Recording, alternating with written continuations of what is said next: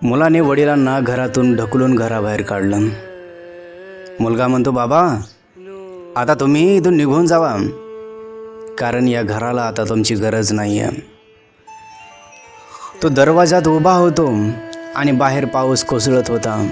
वडील शांतपणे उभे होते, डोळ्यामध्ये पाणी होतं. तो म्हणतो, अरे बाळा, मी तुला कधीच घराबाहेर काढलं नाही रे, आणि तू मात्र मला घराबाहेर काढत आहेस.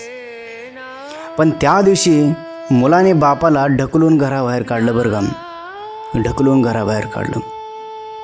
सुंदर मराठी गाणी आहे, शेवटपर्यंत नक्की बघा. तर नमस्कार मित्रांनो, मी संतोष कांबळे आणि आपण पाहतात SK टॉक मराठी. तर चला आपण व्हिडिओला सुरुवात करूया. रात्री थंडी होती, जोराचा पाऊस पडत होता.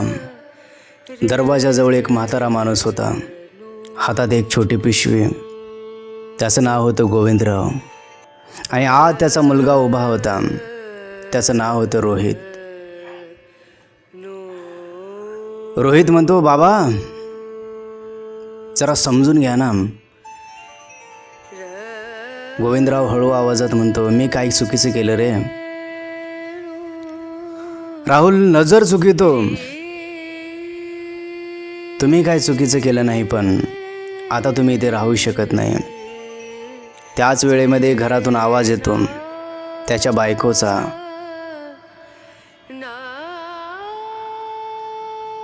किती वेळ लागणार आहे अजून?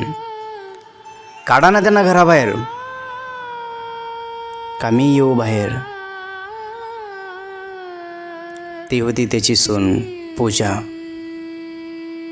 गोविंद त्या आवाजाकडे बघतो, त्याला सगळं समजतं. गोविंदराव जवळ येतो आणि म्हणतो, राहुल मी घराच्या कोपऱ्यामध्ये राहीन रे, तुम्हा कोणालाही त्रास देणार नाही रे, कोणालाही त्रास देणार नाही. बाहेर पाऊस चालू आहे रे, मला घराबाहेर काढू नको रे बाळा, काढू नको मला घराबाहेर. राहुल मात्र चिडतो आणि म्हणतो, बाबा प्रॉब्लेम जागेचा नाही आहे, मग कशाचा आहे रे? राहुल थोडा थांबतो आणि म्हणतो, तुमची सवय, तुमचं बोलणं आमचं लाईफ डिस्टर्ब होते आम्हाला. गोविंद हलकंसं हसतो आणि म्हणतो, म्हणजे मी आता तुमच्या आयुष्यामध्ये बसत नाही ना?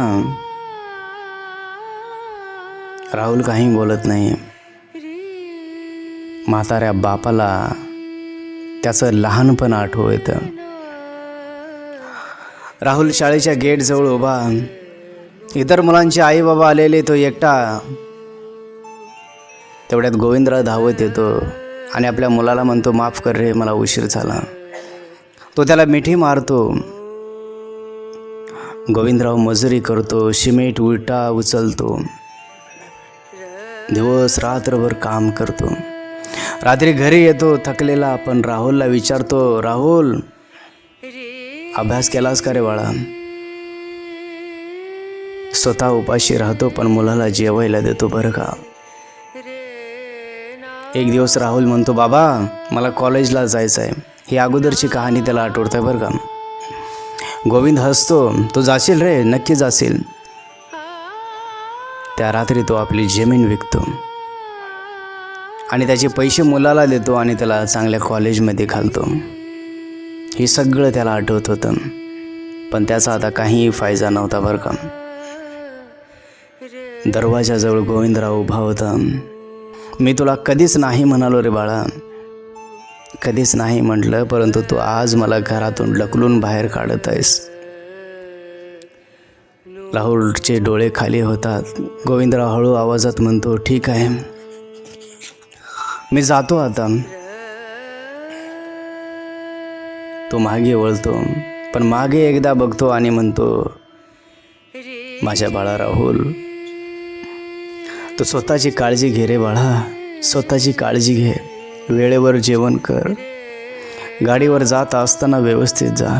माझी काळजी करू नकोस, मी कुठं पण राहीन, परंतु तू स्वतःची काळजी घे रे, स्वतःची काळजी घे. तो पावसात चालतो, कोणी नाही आहे, कुठं जायचं आहे माहीत नाही आहे, फक्त चालत राहतो. इकडे मात्र राहुल दरवाजा बंद करतो. पूजाला आनंद होतो. फायनली शांती मिळाली. राहुल काहीही बोलत नाही आहे, फक्त शांत बसतो. रात्री राहुलला झोप लागत नाही. बापाचा चेहरा आठवतो. मी तुला कधीच घराबाहेर काढलं नाही रे. तो डोळे बंद करतो, पण झोप येत नाही आहे. गोविंद एका मंदिराजवळ बसलेला, ओला, थकलेला. एक माणूस विचारतो, कुठून आलात? तो फक्त म्हणतो, माझं पण घर होतं, पण आता घरच नाही आहे. तो माणूस म्हणतो, चला आता माझ्याबरोबर. एक जागा तर आहे, ते तुम्हाला दाखवतो. गोविंद त्याच्याबरोबर जातो. ती जागा होती एक NGO, अनाथ आश्रम. गोविंद तिथे राहायला लागतो. इतर वृद्ध लोक त्या ठिकाणी होते. त्यांचं दुःख तो त्यांना सांगत होता. मदत करायला लागतो. हळूहळू तो सगळ्यांना आवडता होतो बरं का गोविंदराव. सगळेजण त्यांना गोविंद काका म्हणू लागले. लोक त्याला रिस्पेक्ट देऊ लागले. 1 वर्षानंतर काय झालं माहीत आहे? राहुल TV बघत होता. एकदम एक न्यूज आली त्या ठिकाणी. एक NGOने हजारो वृद्ध लोकांना, म्हाताऱ्या लोकांना आधार दिला. आणि त्या स्क्रीनवर फोटो येतो त्याच्या बापाचा, तो म्हणजे गोविंदरावचा. राहुलला शॉक होतो. हा माझे बाबा आहेत आणि TVवर कसं काय येत आहेत? त्याला शॉक लागतो. आश्चर्य वाटतं त्याला. आता पुढे काय? बाप इतका मोठा कसा झाला? राहुल त्याला भेटायला जाणार का? बाबा त्याला माफ करणार का? आता आपण पाहूया. सुंदर मराठी कहाणी बरं का, शेवटपर्यंत नक्की बघा. आणि हो, आवडत असेल तर कमेंट बॉक्समध्ये आई बाबा जरूर लिहा. ब्रेकिंग न्यूज येते.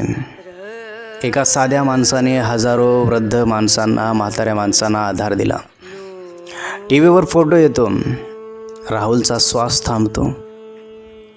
अरे हे तर माझे बाबा आहेत. तो रिमोट खाली टाकतो. हात थरथरतात. ज्याला मी घरातून काढलं तो आज इतरांना घर देतोय. राहुल स्क्रीनकडे बघतोय.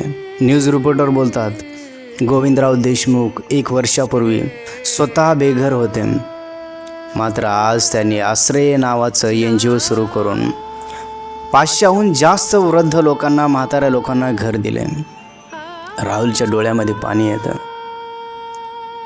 तेवढ्यात पूजा येते. काय झालं हो? राहुल थरथरत म्हणतो, हा माझा बाबा आहेत, बाबा. पूजाला पण शॉक होतो. आश्चर्य वाटतं. काय? TVवर क्लिप येते. गोविंदराव बोलत आहेत शांत आवाजात. जेव्हा मला घरातून काढलं तेव्हा मला समजलं की घर नसण्याचं दुःख काय असतं. म्हणून ठरवलं कोणीही माझ्यासारखं एकटं राहू नये. राहुल डोळे पुसतो. मी त्यांना घराबाहेर काढलं. पूजा मात्र शांत होते. पहिल्यांदाच तिला गिल्ट वाटतो. दरवाजा, पाऊस, बाप उभा बाहेर असलेला. मी तुला कधीच घराबाहेर काढलं नाही रे बाळा, हे म्हटलेला आवाज परत परत येत होता. राहुल स्वतःशीच म्हणतो, मी चुकीचा होतो का? की परिस्थिती चुकीची होती? तो कन्फ्यूज होतो, पण आत गिल्ट वाढतोय. राहुल अचानक उठतो. मी त्यांना भेटणार आता. निर्णय करतो. पूजा होते. पूजा म्हणते, आता भेटणार? अचानक? राहुल म्हणतो, मी उशीर केला त्यांना भेटायला, आता आणखी नाही करणार. राहुल गाडी चालवत त्या NGOकडे जात आहे.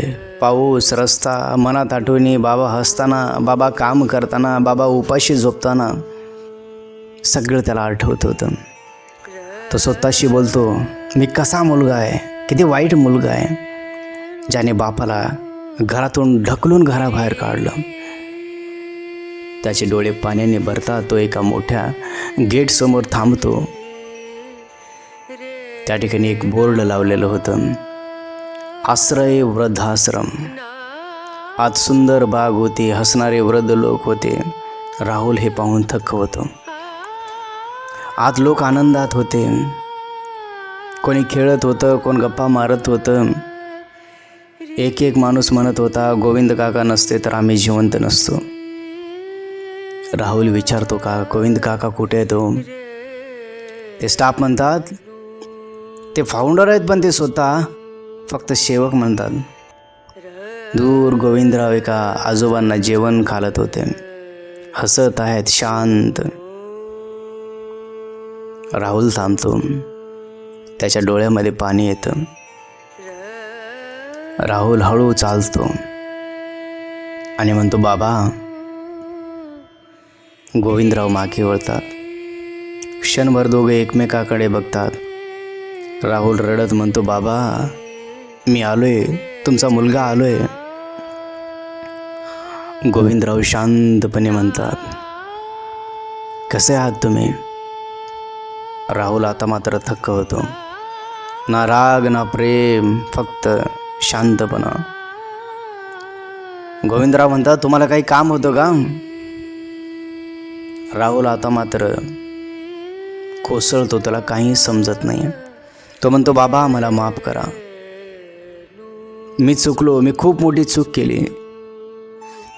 तो रडतो. गोविंदराव त्याच्याकडे बघतात, शांत आवाजात म्हणतात, माफही मागायची वेळ आता गेली रे, वेळ निघून गेली आता. राहुल म्हणतो, म्हणजे? मी तुला दोष देत नाही आहे, कारण तू जे केलेस ना त्यामुळेच मी आज इथे आहे. जर तू मला घरातून काढलं नसतंस तर मी इथल्या लोकांना भेटलोच नसतो, त्यांचं दुःख पाहिलं नसतं. गोविंदराव पुढे म्हणतात, पण तू मला बाप म्हणून गमावलं आहेस रे बाळा, गमावलंस तू मला आता. राहुल थरथरतो. बाबा असं बोलू नका, असं म्हणू नका बाबा. तेवढ्यात एक मोठी गाडी येते. त्यातून एक अधिकारी उतरतो आणि म्हणतो, गोविंदरावजी सरकार तुमचा सन्मान करणार आहे. राहुल शॉक होतो आणि गोविंदराव म्हणतात, मी एकटा जाणार नाही आहे, माझ्यासोबत सगळे येतील. आता पुढे काय? सरकारचा सन्मान काय होणार? राहुलला बाबा माफ करेल का? तुम्हाला बाप म्हणून गमावलं आहेस याचा अर्थ काय? आता आपण पाहूया. तुम्हाला बाप म्हणून गमावलं आहेस. गोविंदराव शांतपणे बोलले, पण त्या एका वाक्याने राहुल आतून तुटला होता बरं का. बाबा मी अजूनही तुमचाच मुलगा आहे. गोविंदराव डोळ्यामध्ये बघत म्हणाले, मुलगा असण्यासाठी फक्त जन्म पुरेसा नाही आहे. राहुल काही क्षण काही बोलू शकत नाही आहे. त्याच्या डोळ्यामध्ये पाणी येतं. बाबा मला माफ करा, एक चान्स द्या. गोविंदराव शांतपणे म्हणतात, चान्स पाहिजे तुला? जेव्हा मी दरवाजाबाहेर उभा होतो तेव्हा तू मला एक चान्स दिला होता का?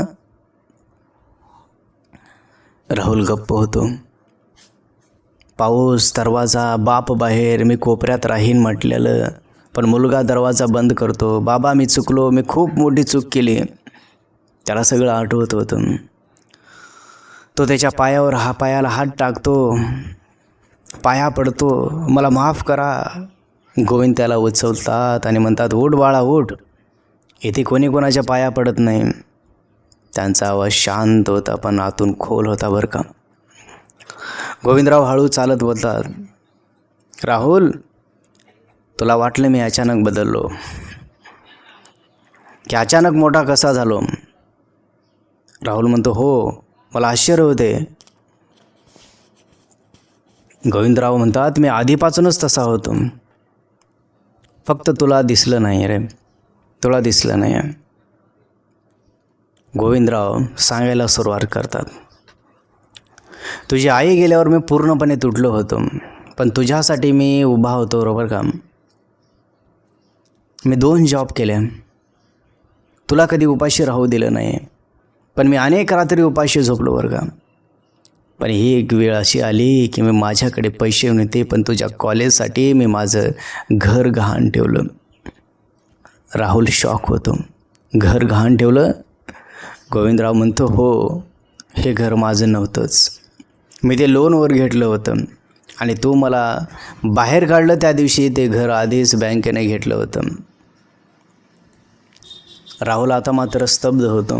म्हणजे मी तुम्हाला तुमच्या घरातून नाही तर तुमच्या शेवटच्या आसऱ्यातून घराबाहेर काढलं? तो जोरात रडतो, बाबा मी काय केलं?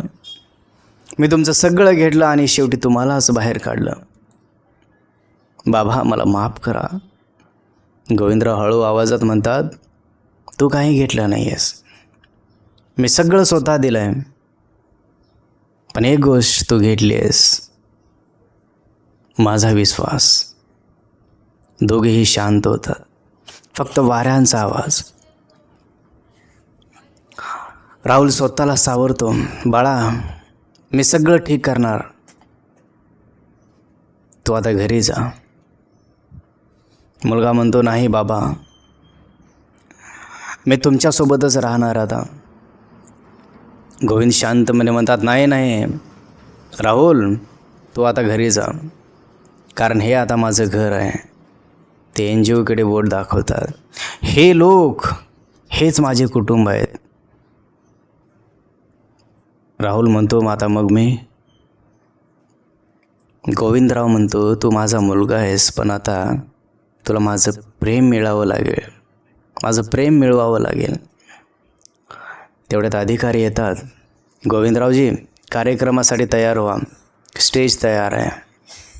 सगळे लोक, मीडिया, गोविंदराव माईकसमोर उभे राहतात आणि म्हणतात, आज मी तुम्हाला एक सत्य सांगणार आहे. राहुल खाली बसलेला होता, डोळ्यात पाणी. जे ऐकून काही लोक स्वतःला माफ करू शकणार नाहीत. पण पुढे काय होणार? स्टेजवर गोविंदराव काय सांगणार? राहुलचं आयुष्य काय होणार? बाबा शेवटी माफ करतील का? स्टेजवर गोविंदराव उभे आहेत, समोर शेकडो लोक उभे आहेत, कॅमेरे, लाईट्स, आणि खाली राहुल बसलेला, डोळ्यामध्ये पाणी. गोविंदराव माईकजवळ येतात आणि म्हणतात, आज मी एक तुम्हाला सत्य गोष्ट सांगणार आहे, जे ऐकून काही लोक स्वतःला माफ करू शकणार नाहीत. राहुलचा श्वास अडकतो, कारण त्या गोष्टीतला मुलगा इथेच बसला आहे. सगळ्या लोकांची नजर राहुलकडे. तो खाली बघतो, लाज वाटते, भीती वाटते. गोविंद शांत आवाजात म्हणतात, एक बाप होता ज्याने आपल्या मुलांसाठी सगळं दिलं, स्वतःचं आयुष्य, स्वतःची भूक, स्वतःचे स्वप्न. तो बाप कधीच तक्रार करत नव्हता, कारण त्याला वाटायचं माझा मुलगा एक दिवस मला समजून घेईल. राहुलचे डोळे भरतात. गोविंदराव पुढे बोलतात, पण एक दिवस तोच मुलगा त्या बापाला घरातून घराबाहेर काढतो, ढकलून घराबाहेर काढतो. पूर्ण हॉल शांत होतं. राहुल डोळे बंद करतो, अश्रू गालावर वाहतात. मी काय केले? गोविंदराव आवाज थोडा थरथरत म्हणतात, आणि आज तो बाप इथे उभा आहे आणि तो मुलगा इथे बसला आहे. सगळे शॉक होतात. गोविंदराव राहुलकडे बघतात. तो मुलगा माझा राहुल आहे. पूर्ण हॉल कुजबुजत होतं. गोविंदराव हळू आवाजात म्हणतात, मी त्याला दोष देत नाही आहे, कारण चूक त्याची नाही आहे, चूक आपल्या विचारांची आहे. आजकाल आपण घर मोठं बांधतो, पण त्यात आईबापाची जागा ठेवत नाही आहे. आपण पैसे कमवतो, पण नातं गमावतो. राहुल उठतो, हळू चालत स्टेजवर येतो. तो बापासमोर उभा राहतो. बाबा मला माफ करा. तो गुडघ्यावर बसतो. सगळे बघतायत. गोविंद त्याच्याकडे बघतात. काही क्षण शांतता होते. गोविंद त्याला उचलतात. माफी मागायची गरज नाही रे, कारण बाप आपल्या मुलाला कधीच सोडत नाही आहे. फक्त कधी कधी दूर उभं राहतो, त्याला समजावण्यासाठी. राहुल रडत त्यांना मिठी मारतो. बाबा. गोविंद त्याच्या डोक्यावर हात ठेवतात. आता समजलंच ना तुला, आता समजलं तुला. राहुल म्हणतो, बाबा माझ्यासोबत घरी चला. गोविंदराव थोडं थांबतात, हसतात आणि म्हणतात, घर? माझं घर आता इथेच आहे. हे सगळे लोक माझं कुटुंब आहे. राहुल मान खाली घालतो. मी तुमचं घर गमावलं आणि आता तुम्हाला पण. गोविंदराव हळू आवाजात म्हणतात, तुम्हाला गमावलं नाहीस रे, पण आता तुला मला कमवायचं आहे. राहुल रोज आश्रमात येतो, वृद्धांना जेवण देतो, बोलतो, हळूहळू बदलतो. कारण शिक्षा म्हणजे तुरुंग नाही आहे, शिक्षा म्हणजे आपल्या चुकीसोबत रोज जगणं आहे. एक दिवस गोविंद आणि राहुल बागेत बसलेले होते. दोघे शांत, सूर्य मावळते. गोविंदराव म्हणतात, आता तू मोठा झालायस रे, मोठा झालायस आता तू. राहुल म्हणतो, नाही बाबा, आता मला समजायला लागले की आई वडील कधीच ओझं नसतात. आपण त्यांना ओझं समजायला लागतो. त्यांनी आपल्यासाठी आयुष्य दिलं, पण आपण त्यांना थोडं वेळही देऊ शकलो नाही. एक दिवस असा येतो जेव्हा माफी मागायला आपण तयार असतो, पण ऐकायला ते नसतात. म्हणून सांगतो मित्रांनो, आजच तुमच्या वडिलांना एकदा धन्यवाद म्हणा. जोपर्यंत जिवंत आहेत ना, त्यांच्यासोबत बसा, बोला. कारण वेळ निघून गेल्यानंतर काहीच नाही.